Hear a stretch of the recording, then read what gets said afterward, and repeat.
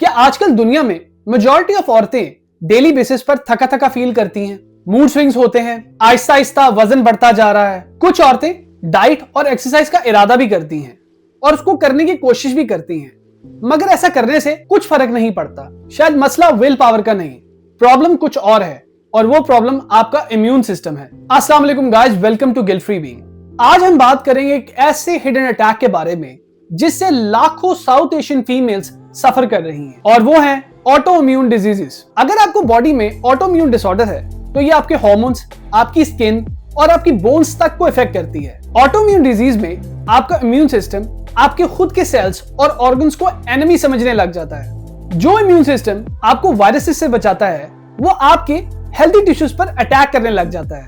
Research के मुताबिक दुनिया में लगभग 350 मिलियन लोग ऑटो इम्यून डिजीज से सफर कर रहे हैं, और अनफॉर्चुनेटली इसमें 80% औरतें हैं, यानी हर 5 में से 4 केसेस वुमेन के होते हैं। ये हार्मोनल और जेनेटिक रीजंस की वजह से होता है। फीमेल्स की बॉडी में ईस्ट्रोजन एंड एक्स क्रोमोसोम्स दोनों इम्यून सिस्टम को इफेक्ट करते हैं। साउथ एशिया जैसे कि पाकिस्तान, इंडिया और बांग्लादेश में ऑटो इम्यून और हार्मोनल प्रॉब्लम्स आजकल बहुत कॉमन हो गए हैं, और इस चीज के बहुत सारे रीजंस हैं, जैसे कि विटामिन डी की कमी होना, स्ट्रेस लेना और नींद पूरी ना होना, फ्राइड और प्रोसेस्ड डाइट को कंज्यूम करना, पोल्यूशंस और इन्फेक्शंस, और सबसे बड़ा रीजन इसका लेट डायग्नोसिस होना। खवातीन अक्सर अपनी थकान और मूड स्विंग्स को नॉर्मल समझ लेती हैं, लेकिन एक्चुअल में ये एक डीप सिग्नल होता है। अब बात करते हैं different types of auto immune diseases और डिसऑर्डर्स के बारे में। हाशिमोटोस थायरोइडाइटिस बड़ा यूनिक और अजीब सा नेम है ना? हाशिमोटोस की बीमारी को थायराइड की कमजोर होने वाली बीमारी कहा जा सकता है। ये एक ऑटो इम्यून डिजीज है जिसमें इम्यून सिस्टम थायराइड ग्लैंड को डैमेज करता है। इसकी वजह से आपकी बॉडी में थायराइड हार्मोन्स कम प्रोड्यूस होते हैं। इस पूरी कंडीशन को हाइपोथायराइडिज्म बोलते हैं। जब इम्यून सिस्टम आपके थायराइड ग्लैंड के ऊपर अटैक करता है तो आपकी बॉडी में थायराइड हार्मोन्स की प्रोडक्शन स्लो हो जाती है। इससे आपका मेटाबॉलिज्म भी स्लो होता है और बॉडी के अंदर एनर्जी की प्रोडक्शन भी रिड्यूस होती है। हाशिमोटोस थायरोइडाइटिस के बहुत सारे सिम्टम्स हैं, जैसे कि थकान और सुस्ती, वजन बढ़ना, ज्यादा ठंड लगना, चेहरे और हाथों पे पफीनेस होना यानी कि सूजन, स्किन ड्राइनेस, डिप्रेशन और याददाश्त कमजोर होना। ग्रेव्स डिजीज, इस ऑटोइम्यून डिजीज में जब इम्यून सिस्टम आपके थायराइड ग्लैंड के ऊपर अटैक करता है तो बॉडी में थायराइड हार्मोन की प्रोडक्शन डिक्रीज होने के बजाय इंक्रीज हो जाती है, मतलब कि बॉडी हार्मोन ज्यादा बनाने लग जाती है। इस कंडीशन को हम हाइपरथायराइडिज्म कहते हैं।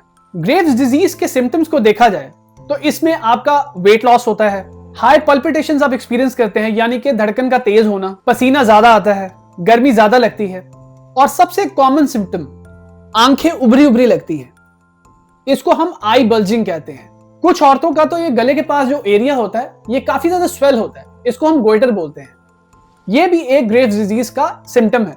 ल्यूपिस SLE, सिस्टेमिक ल्यूपिस एरिथेमेटोसिस, ये भी काफी मुश्किल नाम है। इस ऑटोइम्यून डिजीज में आपका इम्यून सिस्टम आपके बॉडी सेल्स और टिश्यूज के ऊपर अटैक करता है। इसकी वजह से आपकी skin, joints, kidneys, heart, brain तक इफेक्ट हो सकते हैं। लूपस के सिम्टम्स में आप एक्स्ट्रा टाइटनेस फील करते हैं, आपकी बॉडी फीवर्स और पेन एक्सपीरियंस करती है, जॉइंट पेन और स्वेलिंग भी होती है। चेहरे के ऊपर स्पेशली गालों के अराउंड आप बटरफ्लाई शेप की रैश देखते हैं। इवन सूरज की रोशनी से भी आपकी बॉडी में रैश होता है। लूपस से हेयर फॉल भी होता है। इमेजिन करें कि अपने लाइफस्टाइल के अंदर स्मॉल चेंजेस करने की वजह से आप विद इन 3 मंथ्स अपने आप का एक नया वर्जन डिस्कवर करते हैं। That's why I make these videos, to promote health and productivity in our community. But for keep doing that, I need your support. अगर आपको मेरे कंटेंट से कभी कोई वैल्यू मिली हो तो go to my channel Guilt Free Being and hit subscribe, and I'll promise you that I'll continue making these videos for you. Deal? Let's get back to the video. Celiac disease. Celiac disease को gluten से allergy वाली बीमारी कहा जाता है। Gluten एक protein है जो आपको व्हीट से मिलता है। रोटी, पास्ता, बेकरी आइटम्स, बिस्किट्स, इसमें ग्लूटेन होता है। इस ऑटोइम्यून डिजीज में इम्यून सिस्टम आपकी स्मॉल इंटेस्टाइन के ऊपर अटैक करता है। इस वजह से आपकी स्मॉल इंटेस्टाइन की लाइनिंग डैमेज होती है। बॉडी न्यूट्रिएंट्स को सही तरीके से अब्सॉर्ब नहीं कर पाती, वेट लॉस होता है और डाइजेशन प्रॉब्लम्स भी होते हैं। इसके सिम्टम्स में स्टमक पेन और ब्लॉटिंग फील होती है। डायरिया और कॉन्स्टिपेशन भी बॉडी फेस करती है। वेट लॉस और बॉडी कमजोरी फील करती है। खून की कमी भी हो सकती है। रेमेटॉइड आर्थराइटिस, ये autoimmune disease old age females में बहुत देखी जाती है। इसमें आपका इम्यून सिस्टम आपके जॉइंट्स के ऊपर अटैक करता है। इससे जोड़ों में दर्द, सूजन और स्टिफनेस हो जाती है। अगर इस पे फोकस ना किया जाए तो आपके जॉइंट्स परमानेंट डैमेज भी हो सकते हैं। रेमेटॉइड आर्थराइटिस के सिम्टम्स में आप सुबह के टाइम अपने जॉइंट्स में स्टिफनेस फील करेंगे। जोड़ों में दर्द और सूजन कांस्टेंट होगी। बॉडी थकी थकी और वीक फील होगी। ऑस्टियोपोरोसिस, ये डायरेक्टली ऑटोइम्यून डिजीज में तो नहीं आती, बट एक ऐसा साइलेंट हेल्थ इशू है जो ऑटोइम्यून और हार्मोनल इंबैलेंस से कनेक्टेड है। ऑस्टियोपोरोसिस में बोन्स पतली और कमजोर हो जाती हैं। बोन मास रिड्यूस होता है। छोटी से छोटी चोट या गिरने से भी फ्रैक्चर हो सकता है। अक्सर ये औरतों में मेनोपॉज के बाद होती है। औरतों का मेनोपॉज 45 से 55 की एज में स्टार्ट हो जाता है। ऑस्टियोपोरोसिस मर्दों में भी हो सकता है, स्पेशली अगर आप अपने लाइफस्टाइल का ख्याल ना रखें।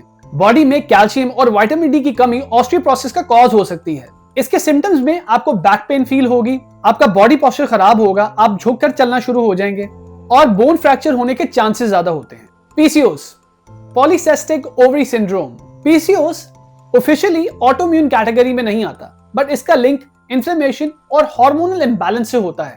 पीसीओएस एक हार्मोनल इंबैलेंस वाली कंडीशन है जो स्पेशली उन औरतों में होती है जिनकी एज 15 से 40 के दरमियान हो। इस कंडीशन में ओवरीज ठीक से एग्स रिलीज नहीं करती और एंड्रोजेंस, जिसे हम मेल हार्मोन्स कहते हैं, वो बॉडी में बढ़ने लगते हैं। इसके सिम्टम्स की बात की जाए तो पीरियड्स का इरेगुलर होना, weight gain, depression, hair thinning, चेहरे और जिस्म पर बालों का ज्यादा उगना, प्रेगनेंसी का प्रॉब्लम और इनफर्टिलिटी। अगर आप ये वाले सिम्टम्स कंटिन्यूसली फेस कर रहे हैं तो ये सिर्फ स्ट्रेस नहीं हो सकता, बल्कि क्रॉनिक इम्यून या हार्मोनल इंबैलेंस का सिग्नल हो सकता है। अपने अंदर अगर आप इन सिम्टम्स को फील करें तो रिकमेंडेड टेस्ट की लिस्ट ये है, जिसमें thyroid, autoimmune markers, PCOS panel, deficiency check और बोन हेल्थ के टेस्ट हैं।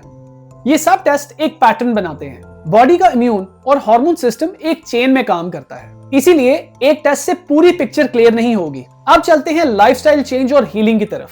ऑटोइम्यून और हार्मोनल प्रॉब्लम्स का रूट कॉज इन्फ्लेमेशन है। अगर आप अपनी प्लेट में खाने की चीजों को बदल लें तो आधी हीलिंग का प्रोसेस वहीं से स्टार्ट हो जाएगा। अपनी डाइट में ग्रीन लीफी वेजिटेबल्स और फ्रूट्स को ऐड करें। ओमेगा 3 फूड्स जैसे कि fish and flax seeds, olive oil, ginger और टर्मरिक को यूज करें। फर्मेंटेड डेयरी प्रोडक्ट्स जैसे कि दही और लस्सी को अपनी डाइट में ऐड करें। फ्राइड और शुगरी फूड्स को अवॉइड करें। बेकरी आइटम्स और ब्रेड को टोटली एलिमिनेट कर दें अपनी डाइट से। प्रोसेस सॉसेस और जंक स्नैक्स को भी ना यूज करें। एक्सरसाइज एंड स्ट्रेंथ ट्रेनिंग, हम सबको पता है कि मूवमेंट से बॉडी हील होती है। स्ट्रेंथ ट्रेनिंग से हार्मोन बैलेंस और बोन्स स्ट्रांग होती हैं। पीसीओएस और ऑस्टियोपोरोसिस दोनों में वेट बेयरिंग एक्सरसाइज बहुत इंपॉर्टेंट है, तो आप weight training and small amounts of cardio अपनी डेली एक्टिविटी का हिस्सा बनाएं। स्लीप एंड स्ट्रेस, आपके स्ट्रेस लेवल्स और आपकी स्लीप दोनों ही आपके इम्यून और हार्मोनल लेवल्स को डायरेक्टली इफेक्ट करते हैं, और जितना हो सके स्ट्रेस को मिनिमाइज करें अपनी लाइफ में। ये छोटी छोटी हैबिट्स आपके इम्यून सिस्टम को हील करती हैं। गट हेल्थ, 70% इम्यून सेल्स आपके इंटेस्टाइन्स में होते हैं। जब गट अनहेल्दी होता है तो आपके हार्मोन्स और इम्यून दोनों ही इम्बैलेंस हो जाते हैं। फर्मेंटेड चीजों का इस्तेमाल ज्यादा करें, उसमें आपको प्रोबायोटिक्स मिलेंगे। फाइबर को ऐड करें और ज्यादा से ज्यादा हाइड्रेट रहें। मैं आपके साथ एक एग्जांपल शेयर करता हूं। मेरी एक फ्रेंड जिसकी एज 30 इयर्स है, वो भी एक्स्ट्रा टायर्ड रहती थी, उसका हेयर फॉल हो रहा था एंड मोस्ट इंपॉर्टेंटली उसकी आईज उभर रही थी। जब उसने ब्लड टेस्ट करवाया तो उसे ग्रेव्स डिजीज निकली। उसके बाद उसने 6 मंथ्स अपने ऊपर काम किया। उसने अपनी डाइट चेंज की, वॉकिंग और स्ट्रेंथ ट्रेनिंग शुरू की, और उस लाइफस्टाइल चेंज करने के बाद वो ये कहती है कि मेरे एनर्जी लेवल्स बहुत ज्यादा इंप्रूव हैं और मेरा मूड भी सेटल रहता है। ऑटोइम्यून डिजीजेस का कोई प्रॉपर इलाज नहीं है। ऑटोइम्यून डिजीजेस को आप टोटली एलिमिनेट नहीं कर सकते, आपने अपने लाइफस्टाइल के साथ इसको मैनेज करना होता है। साउथ एशियन खवातीन सबसे पहले अपनी फैमिली को रखती हैं, लेकिन अपनी हेल्थ को सबसे आखिर पे रखती हैं, और यहीं पर वो गलती करती हैं। हमें एज अ फैमिली मेंबर ये समझना चाहिए कि अगर आपके घर की औरत हेल्दी रहेगी तो आपके घर के सिस्टम को बैलेंस रखेगी। अगर किसी को भी लगता है कि उनके अंदर ये सिम्टम्स आ रहे हैं तो सब काम छोड़ें, go to your doctor and get your blood test done. यही प्रॉब्लम आता है कि डायग्नोस बहुत लेट होता है। औरतों के अंदर इस चीज की अवेयरनेस होना बहुत जरूरी है। याद रखें, ऑटोइम्यून डिजीज होना कोई लेबल नहीं है, ये दुनिया में बहुत सारे लोगों को होती है। सो विदाउट एनी स्ट्रेस इसे ओन करना शुरू करें। Deep dive in the sea, be guilt free. Bye for now.